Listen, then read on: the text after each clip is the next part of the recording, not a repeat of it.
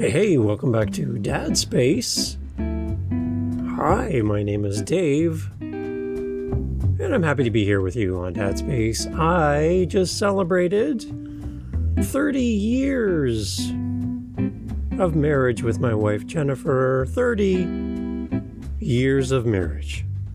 I don't know how I did it, but somehow I convinced her to be with me for 30 years and continuing.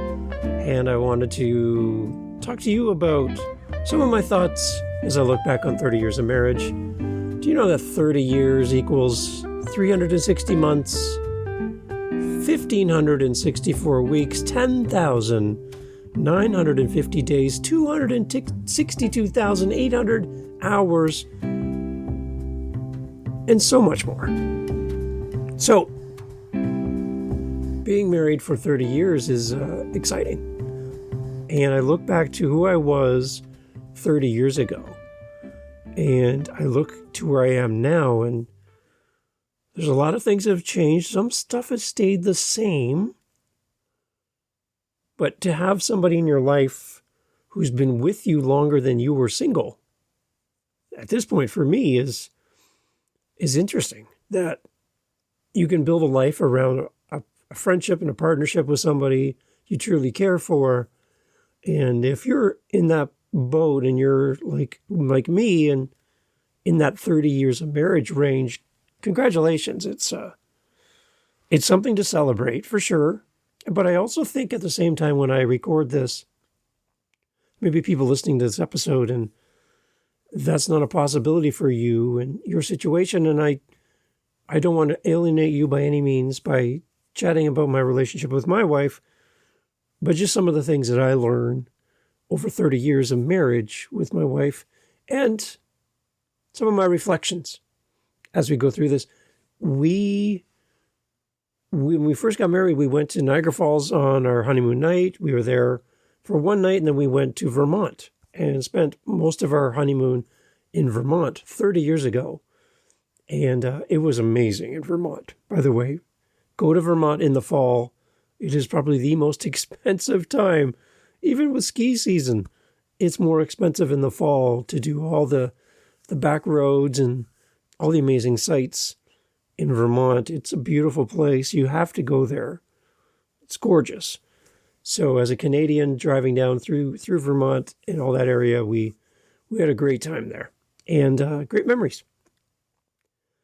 As I look back at our time together, my wife and I went back to Niagara Falls on our anniversary, and it was beautiful that day. Nice, gorgeous sunshine, warm, not too busy as far as travelers, because a lot of people don't come to the falls into October, November, December, because we're Canada. And so we didn't have to worry about a lot of lineups and stuff, which was great. And being local to the community, we don't have to get hotel rooms and all that expensive things that the tourists have to do. We can just go in and we've got some places where we park where it's cheaper. We know all the local stuff to get around Niagara Falls. So it's kind of nice to be able to do that. And so we went to the falls and kind of retraced our steps from 30 years ago. And even as we do that, so many of the buildings have changed and the place where we stayed on our first night is different. And it's interesting to see how life goes on and how life changes over time. And we've got some more gray hairs. We got a little sore. Our backs are a little sore and we're not quite as fast as we were 30 years ago. And, but it's kind of nice to spend time together in the busyness of life and look back at where we are as a couple. In thinking of this episode, there was an article that I came across, and it has some questions to ask your spouse on your wedding anniversary. So I thought I'd go through these questions and throw them out at you, no matter if you're having your first anniversary this year or your 30th, your 50th, your 60th, whatever. Some questions that you should ask your spouse on your anniversary every year. So there's 6 of them. I wanted to share them with you and give you kind of a little bit of insight into some of our thoughts around these questions. Number 1 was, How have we changed this year? Now you can focus that in on your marriage, on you personally, how you're different than you were a year ago. And in our marriage and in our relationships, we want to see some progress. We want to see a deeper connection. We want to see more trust, more faith in each other. How are you different? How have you changed? And I think that's something that we both need to kind of look at in our relationships is, how have we changed for the better? How have we changed for our partner? And how can we make those changes stick? So how have you changed this year? It's a great question to ask each other, a great topic of conversation over dinner, if you go out for dinner together on your anniversary or take a walk, whatever. How are we different? How have we changed? And number 2, what obstacles have we gone through individually, and how has our relationship weathered those obstacles? Being in a relationship is great because you have that other person with you. You have relationships. You have a confidant. You have a person that you can lean on. But you're going to go through some stuff individually that will also impact how you've changed. So how has your relationship weathered your specific obstacles that you personally have had?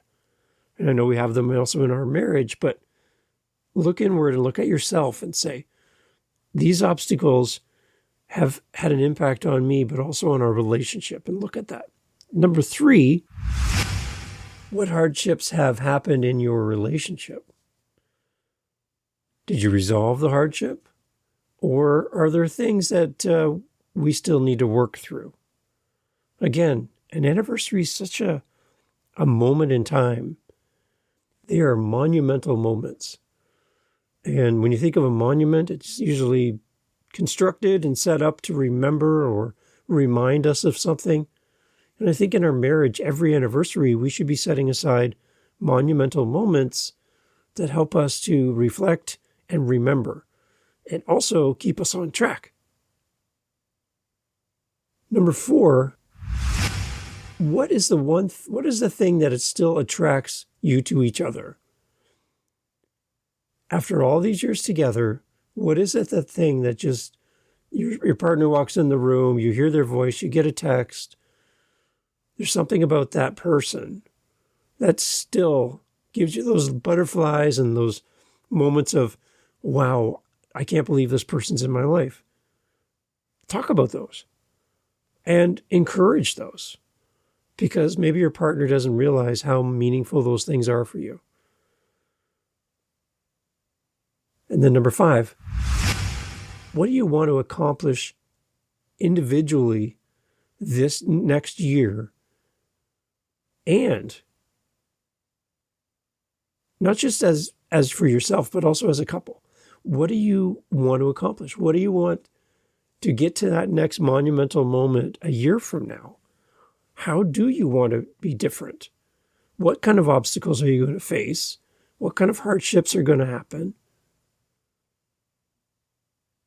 Think about, what do you really want to accomplish? I think we all need goals. We need to know where we're heading. You wouldn't go on an unnamed bus and just hope it takes you to a destination you want to go to. You kind of want to know that this bus is going in the direction where you want to be. And in our relationships, I think we need to know that we have an end game, a point that we're working towards, so that next year when we go through this list, we have some new insights and we've grown even more than we did when we first sat down and talked through these things. And lastly, number 6, what 3 things do you appreciate about your spouse? What are the 3 things, and be specific, that you appreciate about your spouse? Can you name them? For me, for my wife, Jennifer, I know that I appreciate that she does more behind the scenes than anyone will ever know. And that's how she's like wired at work, in our relationship, in our family. She is so happy to not be in the spotlight, but to be that support that makes everything happen. And it brings her joy to see other people succeed. That's who she is.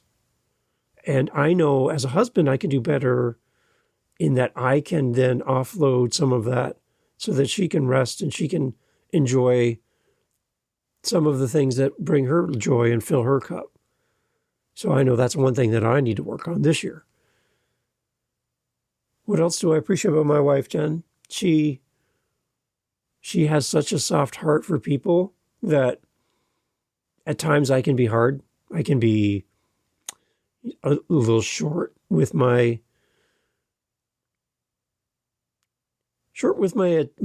ability to give people space sometimes. It's one thing I'm working through, but my wife Jen has this built-in innate quality that allows her to give people room to truly be themselves. And I love that about her. And the last thing I would say that about my wife, and specifically as I think through this, talking with you, is that my wife knows when I need to know that she's proud of me. And when she says those things, because it's not like you hear it every day. It's not like it's overused. It's strategic. She knows. And to see that in her eyes when something good happens, because to be honest, in the last few years, the two of us have seen a lot of negative things happen to her family and situations beyond our control that have really, at times, really had a really tough impact on us. So when something good happens and there's good news or there's a celebration, there's something that has happened that has built us up and given us some gas in our tanks, to see her with pride in her eyes, proud that we have got to that level, that this thing has been accomplished, and we're getting the feedback or the results we wanted are happening. I love seeing her embrace that. So these questions are meant to guide you and your partner to help you evaluate your purpose together. There are really a lot of great benefits to asking these questions, and your anniversary is such a great time to be reflective into what's happened and also pre-planning what's coming. Just keep in mind that when it comes to being in a long-term committed relationship, it's guaranteed that you and your partner are going to endure hardship. And if you lack meaning in why you are together and what you are striving for, it will make it that much harder to get through the hardships that you're going to face in this upcoming year as a couple. So as I look back over 30 years, I'm excited to see that my wife and I are now in a stage in our life where our children are out of the home. We are new grandparents for the first time with our youngest son having his first daughter. And there's a different season for us. And it's a chance for us to reconnect as husband and wife, in that we don't have the busyness of children in the house and everything that comes with that. So we have this opportunity to reinvest in ourselves, reinvest into our marriage. And I'm really looking forward to the next year. And I'm looking forward to going through these 6 questions next year for our 31st anniversary and see how we've grown, how we've changed, and how things are better. I know there's going to be hardships. I know there's going to be things come our way that are going to really shake us at times and try our relationship. But to know that there's somebody that cares for me and that I care for her in a way that no one else could break, that is what brings me joy as a dad, as a father, as a husband. And I just wanted to put that out there for you. Be reflective. Think back to what it was that made you say, I do. What it was that said, that's the person that I need in my life that will be my confidant, my go-to, my ride or die. What is it about that person that caught your attention? Look back over these 6 questions. I'll put them in the show notes. And maybe this week, if you've never done this with your partner, order in, get somebody to deliver some food, go out to a restaurant, go for a walk, and go through these 6 questions and talk about them. Because sometimes we get together and we sit down for dinner, or we sit down to do our thing, and we just talk about work. We talk about surface level stuff. But these 6 questions opens the door for us to have a deeper conversation, a deeper meaning together. And I'd encourage you to go through these questions together. And I'd love to hear any results that you get back from your conversation with your partner as you go through these questions. Thanks for being part of Dad Space. Great episodes are coming up here on the show. Some new guests, and some more topics coming to help you as a dad to be a better for your partner, to be better for your children, your family, to be a better community member. And for me, the one thing I want to also highlight, to be better for yourself. You've got this. You're a great person. You have a lot to offer. People look to you. Your partner loves you. Your children, your family love you. There are many people who light up when they hear your voice, when they see your name on their phone. You bring joy to people. And people talk about you behind your back in a good way because you're a good person. And you need to know that. So if you don't feel it right now, and you kind of feel a little alone, there are people who celebrate you all the time. And they wish only the best for you, as I do. Thanks for listening to Dad Space. We'll talk soon. Hey, thanks for listening to Dad Space today. I'm so thankful that you were here for this episode. If you like the show, please let another dad know. Hey, that kind of rhymed. Anyways, share the episode out with somebody in your circle who would love Dad Space. That means so much to us here, for our guests who donate their time to be on the show. And we just want to see this grow. So, again, another rhyme. Oh, wow. Anyhow, I think I need to write a song or something. Thank you for being here with Dad Space. And again, looking forward to the next episode. Look forward to having you here again with us. And if we can help you in any way, if you have a great guest idea for the show, a topic that you would love us to cover, we would love to do that here on Dad Space.